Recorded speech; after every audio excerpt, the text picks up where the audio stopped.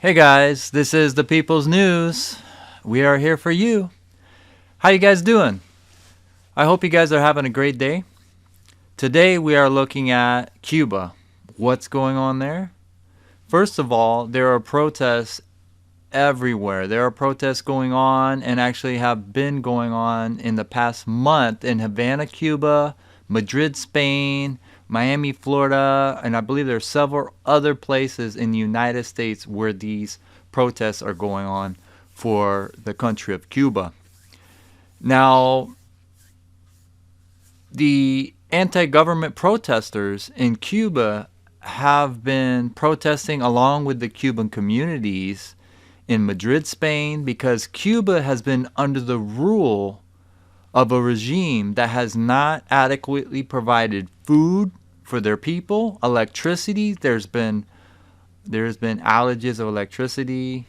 There's been brownouts there, which we call outages of electricity and medicine for its country, among other things. Have a shortage of medicine also there too.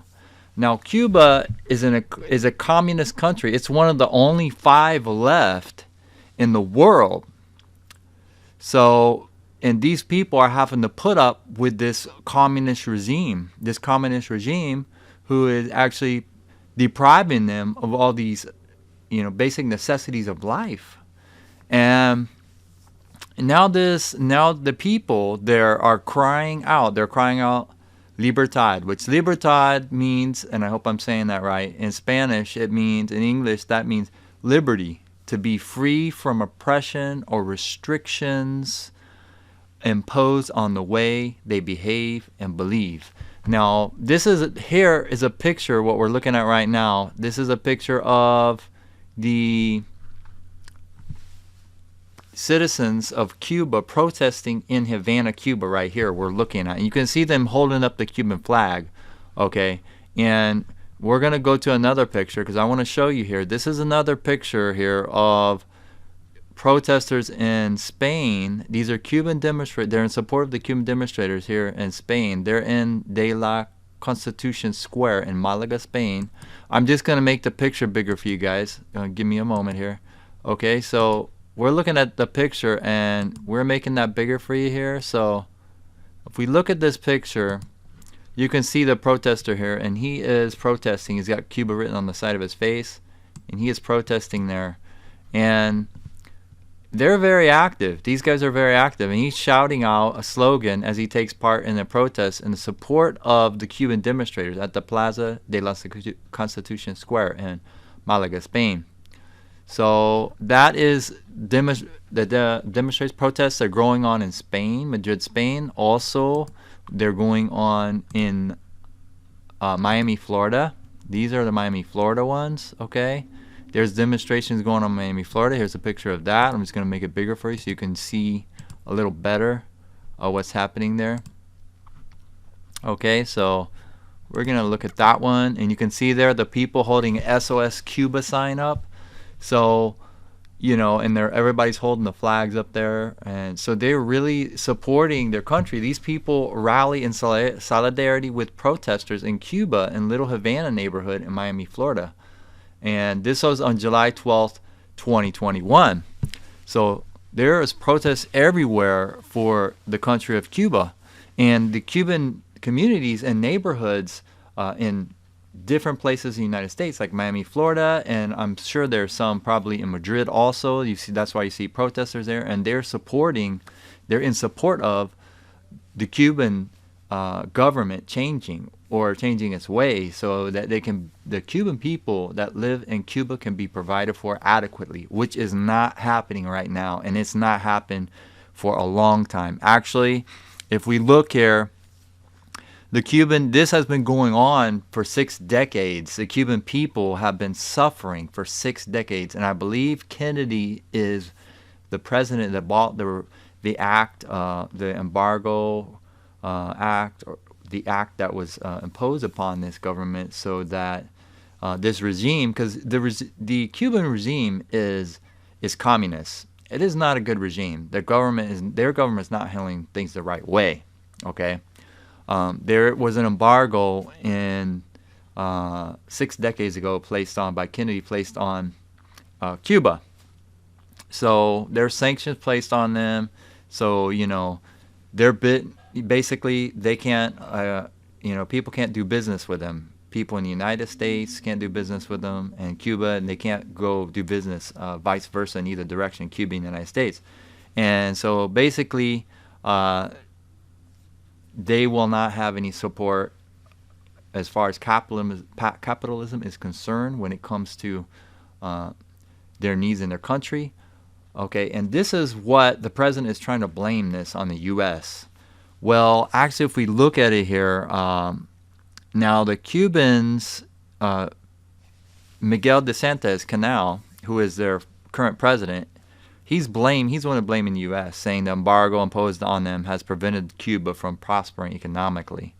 Okay, however, the Cuban government under Fidel Castro regime, they forbade any trade or any business with the U.S. And that's why when you go to Cuba, you're going to see old cars there, and they keep those cars, like the cars from the 50s, because that's about the time that happened, when they were no longer able to, go back and forth and do a free exchange of business, the U.S. and Cuba. And their Cuban president actually forbade this. He forbade them from this taking place. And so this embargo, due to the fact that Cuba it was placed on them due to the fact they have many human violation rights in Cuba, and that's because of the communist regime. It's not a very good regime. And so, but because the regime is communist and they have done many things and made many decisions they shouldn't have, the government, what this has done to the people is it has oppressed them. It has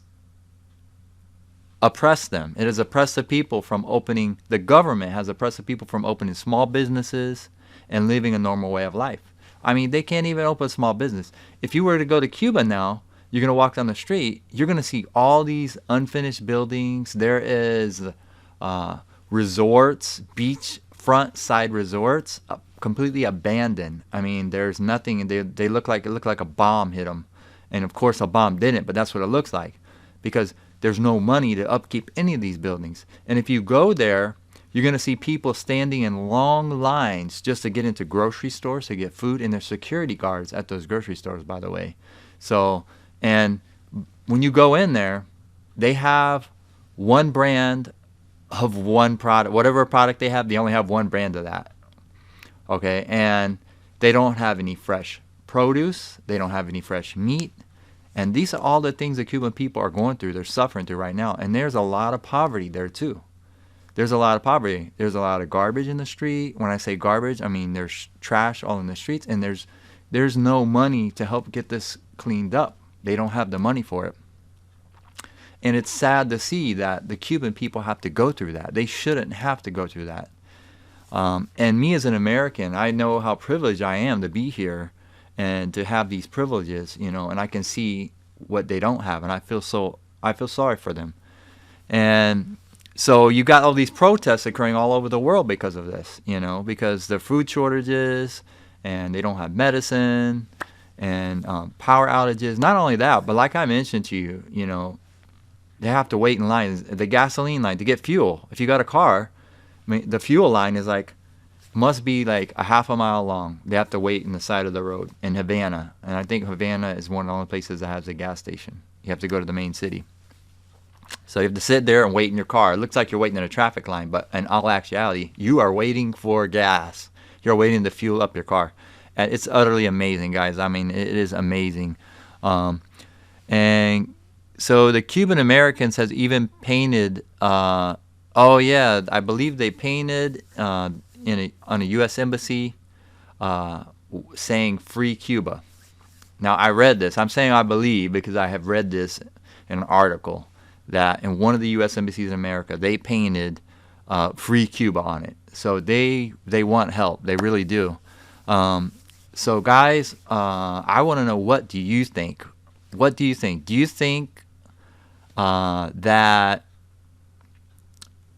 America should remove the embargo, or do you think they should remove, or do you think they should wait to see if the Cuban government will change due to the now there's I have read a couple articles that mentioned that the theory behind this embargo is that it could place pressure on the Cuban government to change, to become democratic, to give let the people have a voice. And right now, the people don't have a voice in Cuba. They're making themselves heard through protests, but they don't have a voice when it comes to who they elect and how things happen in their country, and that's sad. They should. But like I mentioned, let me know if you think that they should wait to see if that, because of the embargo, to put pressure on the Cuban government and they'll change. Or if you think that the U.S. should remove the embargo they have on Cuba. And do you think that if they remove that embargo, would it help the people of Cuba? So let me know what you think, and please, you can go ahead and let me know in the comments. Please also like and subscribe. My channel is new, and I'm trying my best to get all the current news out to you guys as fast as I can. I'll be doing some more news on stimulus updates, on Medicare, and increase of Social Security for senior citizens.